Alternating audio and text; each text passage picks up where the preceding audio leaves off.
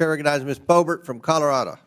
Thank you, Mr. Chairman. The outrage here has been absolutely unhinged. As we've seen in the media, we're seeing Politico, who's laying folks off, and as they're being defunded of American tax dollars, they can no longer sustain themselves. And so the outrage is just going to continue from those who are no longer going to be able to support their businesses from American taxpayers, and we simply want accountability. We want oversight. This is the Oversight Committee, and unfortunately, Congress has done a crap job of oversight and accountability over quite some time, I would say decades, and that is why we have this new commission that is created, and Americans are grateful for it. President Trump campaigned on having this DOJ commission to have oversight and accountability, and it is our responsibility to codify what happens. I am pleased with the expedited efforts that have taken place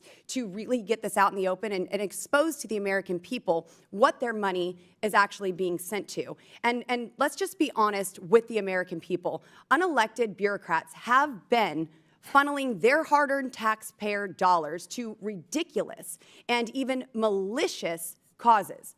DOJ is doing the hard work to uncover the truth and make our government work for the people rather than funding policies that are actively hurting them. For example, Dr. Resh, in your testimony, you state that the recommendations from the Department of Government Efficiency will exacerbate public health crises.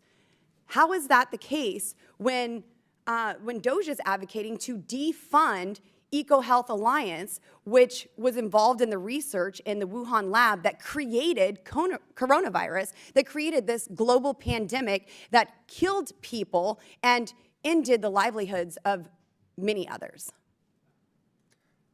My statement was in reference to across-the-board firings without specific I think government employees have been given the option. They can have an. And those that will be given the option will be more competitive on a private market basis than those that stay. So then you'll be losing your best public employees. Were our best public employees at the Wuhan lab of virology?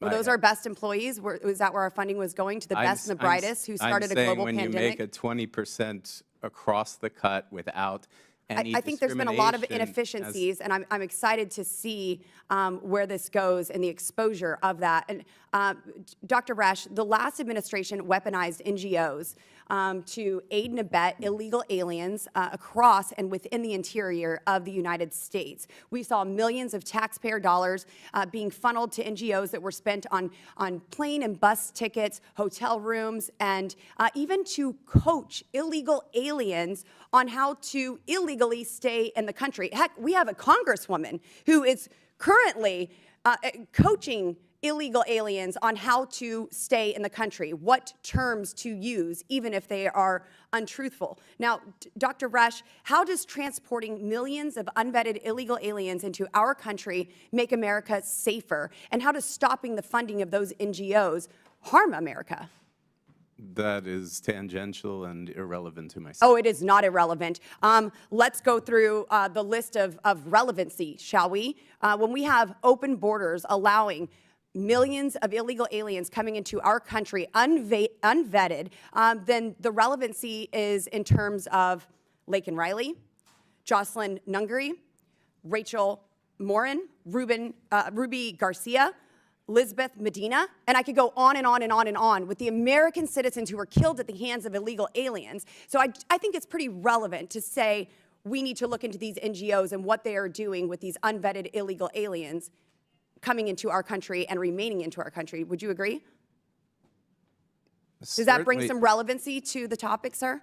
Not to workforce cuts across the American public service. Well, but we're also talking about the funding that is going out. We are cutting spending at an executive level, and I hope that we codify all of that here within these chambers to ensure that it doesn't go out again. Now, in your testimony, you also mentioned that DOGE proposals reflect an agenda to dismantle professional government. According to you, this is fundamentally at odds with the principles of democratic governance. In November, President Trump won by a decisive mandate promising to maximize governmental efficiency and productivity. And how are actions, these actions fulfilling the president's campaign promises fundamentally at odds with the principles of democratic governance? And while my time is running out, I want you to answer that, sir. But we hear about unelected folks.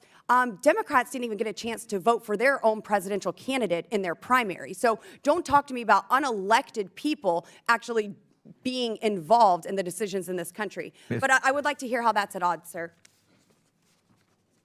I have no response to that.